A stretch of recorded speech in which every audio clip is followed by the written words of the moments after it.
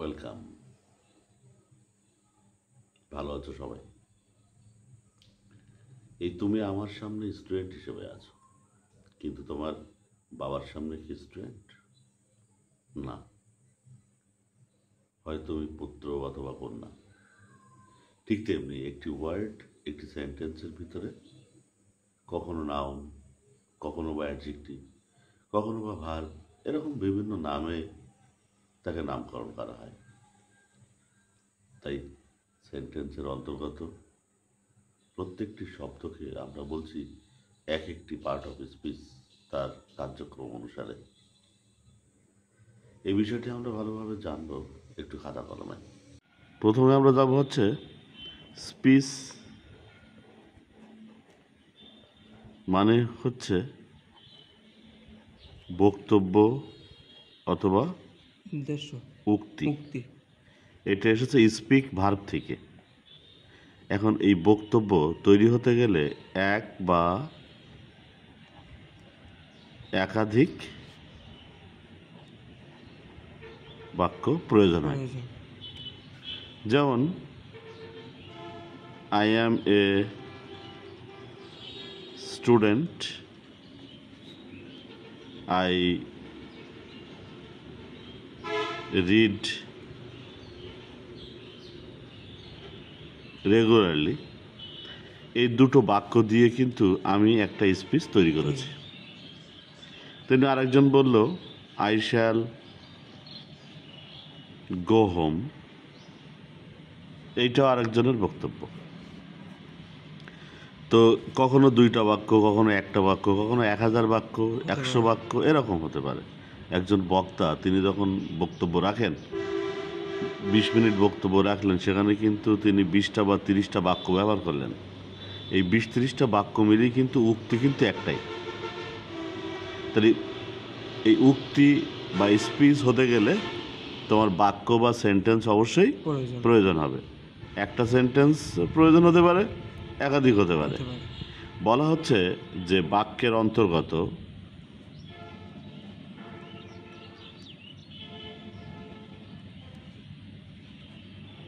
যে কোনো একটি ওয়ার্ড মানে হচ্ছে ওয়ান পার্ট অফ স্পিচ। যেমন যদি এখানে শ্যাল বলা হয়, শ্যাল সমান ওয়ান পার্ট অফ স্পিচ। আবার যদি বলি যে গো হোম, তাহলে এটা কি হবে? Two part of speech. Part হবে না পার্টস হবে? পার্টস। গো মানে যাওয়া, গো মানে যাওয়া, তো দুটো শব্দ, তাহলে পার্টস হবে, পার্টস অফ স্পিচ। স্পিচ। কত প্রকার ইহা? ইহা 8 প্রকার, তাই না? 1 নম্বরে কি আছে? নাউন। নাউন কাকে বলে? যে কোনো নামকে নাউন বলে।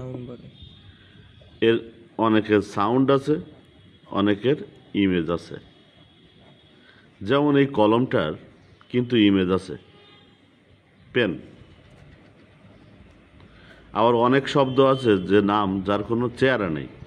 যেমন আমরা বলি যে লাভ, ভালোবাসার কোনো চেহারা আছে? না। তাহলে এটাও তো নাম, এটাও নাম। তাহলে যে কোনো নামকে আমরা বলবো নাউন।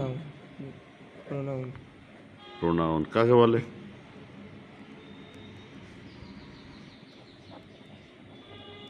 নাউনের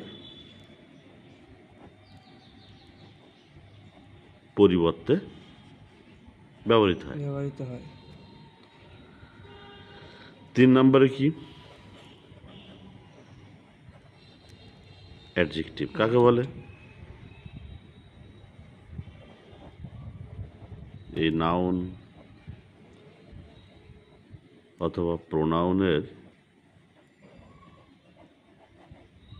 মডিফায়ার। মডিফায়ার অর্থ কি?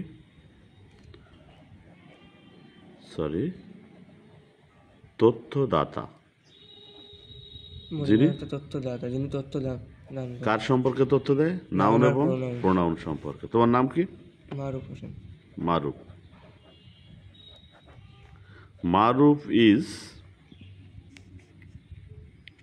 ইয়াং।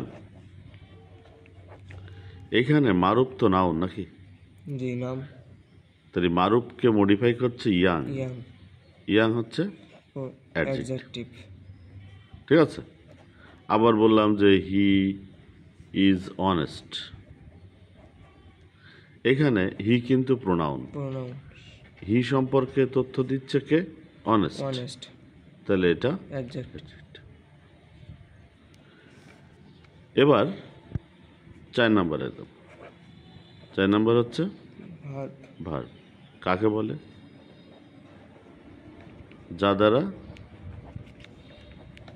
কাজ করা বোঝায়। বোঝায়।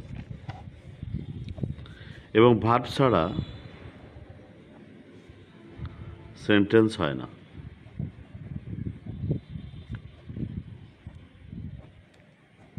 ভার্ব ছাড়া সেন্টেন্স হয় না। সেন্টেন্স হয় না। বাংলায় কিন্তু ক্রিয়া ছাড়া বাক্য হতে হতে পারে। পারে না। ভার্ব ছাড়া সেন্টেন্স হয় না, হয় না। কিন্তু বাংলায় ক্রিয়া ছাড়া বাক্য হতে পারে।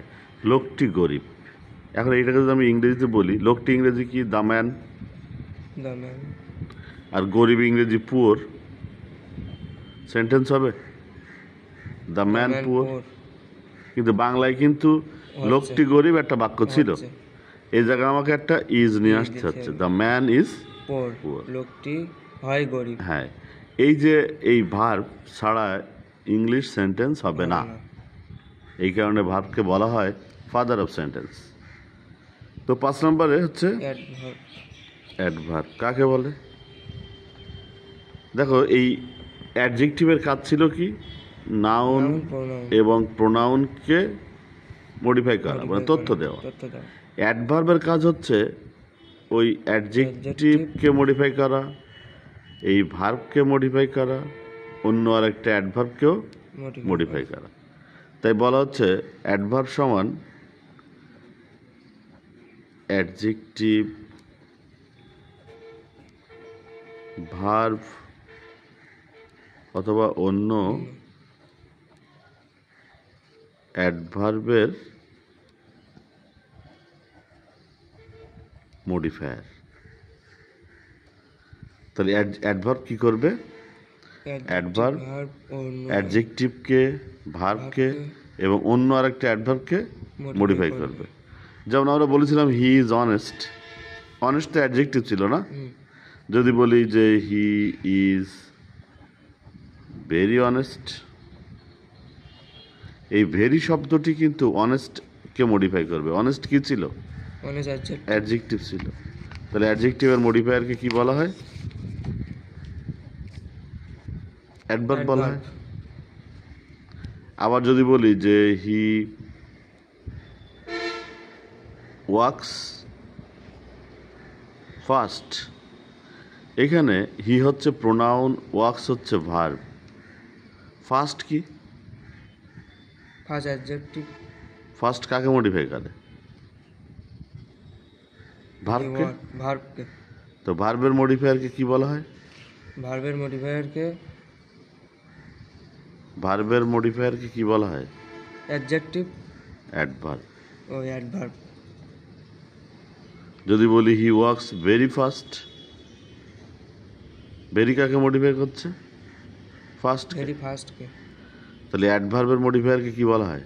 অ্যাডভার্বের মডিফায়ারকে বলা হয় অ্যাডজেক্টিভ। হ্যাঁ, ভুল বলো কেন? ও অ্যাডভার্ব, এটা অ্যাডভার্ব। ঠিক আছে, জি। মাথায় ঢুকলো তো? ধরো এখানে। তাহলে বলা হচ্ছে যে অ্যাডভার্ব মানে হচ্ছে অ্যাডজেক্টিভের মডিফায়ার, ভার্বের মডিফায়ার, অন্য আরেকটা অ্যাডভার্বেরও মডিফায়ার। এছাড়া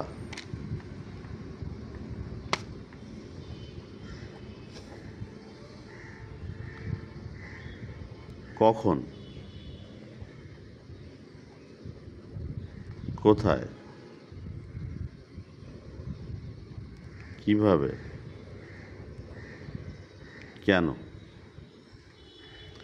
কখন, কোথায়, কিভাবে, কেন, এই চারটি দিয়ে প্রশ্ন করলে কি পাবো? অ্যাডভার্ব পাবো। কখন, কোথায়, কিভাবে, কেন, এগুলো দিয়ে প্রশ্ন করলে অ্যাডভার্ব। অ্যাডভার্ব পাওয়া যায়। যেমন আমি যদি বলি যে yesterday I came here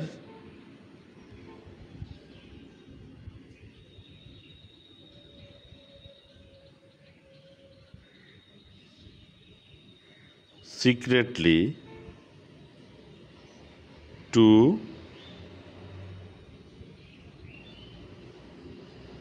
meet you. গতকাল আমি এখানে এসেছিলাম গোপনভাবে তোমার সাথে দেখা করার জন্য। তো এখানে কখন এসেছিলাম? গতকাল। অ্যাডভার্ব। কোথায় এসেছিলাম? এখানে। এখানে। অ্যাডভার্ব। কিভাবে এসেছিলাম? সিক্রেটলি। সিক্রেটলি। অ্যাডভার্ব। কেন এসেছিলাম? টু মিট ইউ, তোমার সাথে দেখা করার জন্য। এই যে সব অ্যাডভার্ব, এরা কিন্তু সবাই কাকে মডিফাই করছে? এই কেম ভার্বকে।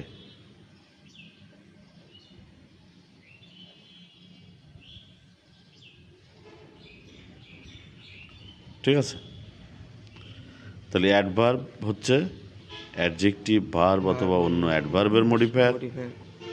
আবার কখন, কোথায়, কিভাবে, কেন, এইগুলো দিয়ে প্রশ্ন করলেও আমরা অ্যাডভার্ব পাবো। অ্যাডভার্ব বাক্যের যে কোনো জায়গাতে বসে। অ্যাডভার্ব বাক্যের যে কোনো জায়গাতে বসে, যে কোনো স্থানে বসে।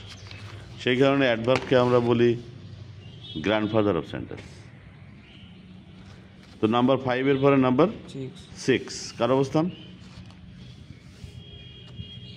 নাম্বার 6 কে? প্রিপোজিশন। প্রিপোজিশন বসে নাউন অথবা প্রোনাউনের পূর্বে বসে। যেখানে প্রিপোজিশন থাকবে তারপরে নাউন বা প্রোনাউন থাকবে। এবং এই নাউন প্রোনাউনকে প্রিপোজিশনের অবজেক্ট বলা হয়। যেমন মনে করো যে তুমি যদি বলো যে ফর হি হবে না হিম হবে না হিজ হবে। হি হচ্ছে সাবজেক্টিভ ফর্ম, হিম হচ্ছে অবজেক্টিভ ফর্ম, আর এটাকে বলা হয় পজিটিভ ফর্ম। তো ফর কিন্তু হিমের আগেই বসে। ফর হিম, তার ফর হিম, হিম। তাহলে প্রিপোজিশন বসে কোথায়?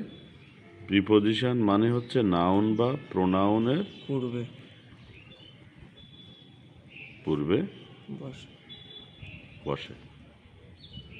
এটা গেল প্রিপোজিশনের কথা। 7 নম্বরে কি? কনজাংশন কাকে বলে? দুটি ওয়ার্ড, ফ্রেজ, ক্লজ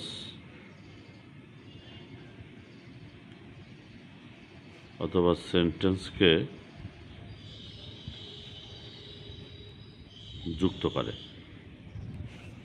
যেমন তোমার নাম মারুফ, কয় ভাই বোন তোমরা? 2। আর কি আছে? বোন। নাম কি? নাম তো বোনের নাম কি? মাহিয়া। মাহিয়া। মাহিয়া। তাহলে মারুফ অ্যান্ড মাহিয়া আর দ্য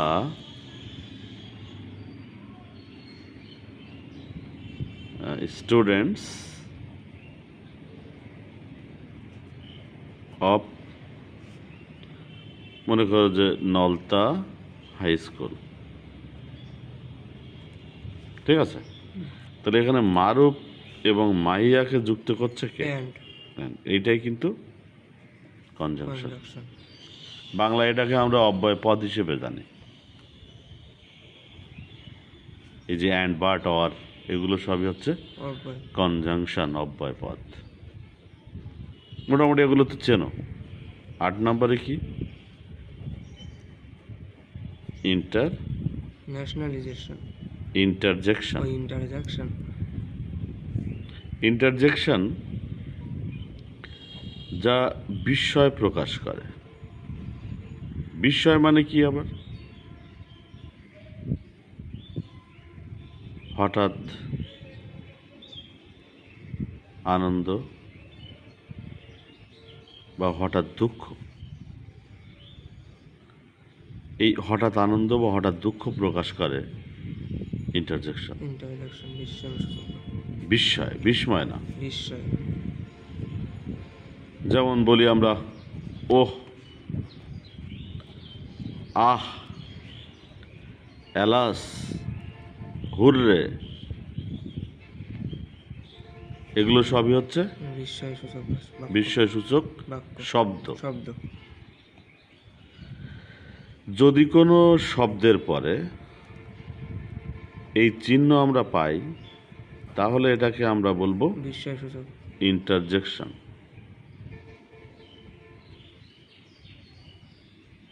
আর যদি কোনো সেন্টেন্সের পরে পাই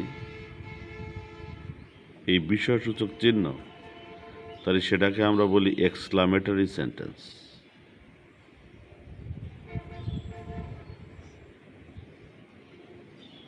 যেমন what a nice day it is. এটা কিন্তু একটা সেন্টেন্স, ঠিক আছে? এটাকে বলা হচ্ছে এক্সক্লামেটরি এক্সক্লামেটরি সেন্টেন্স। সেন্টেন্স। কিন্তু যখন বলছি hurray we have won the game, এখানে হুররে কিন্তু ইন্টারজেকশন। ইন্টারজেকশন। তাই যখন কোনো শব্দের পরে আমরা এই বিস্ময়সূচক চিহ্ন পাবো, এটাকে ইন্টারজেকশন বলবো। যখন কোনো সেন্টেন্সের পরে এই চিহ্ন পাবো, তখন তাকে বলবো এক্সক্লামেটরি সেন্টেন্স। সেন্টেন্স। তাহলে আজ এই পর্যন্ত। দেখা হবে অন্য কোনো বিষয় নিয়ে অন্য কোনো একদিন। ভালো থেকো, সুস্থ থেকো, সুন্দর থেকো সবাই।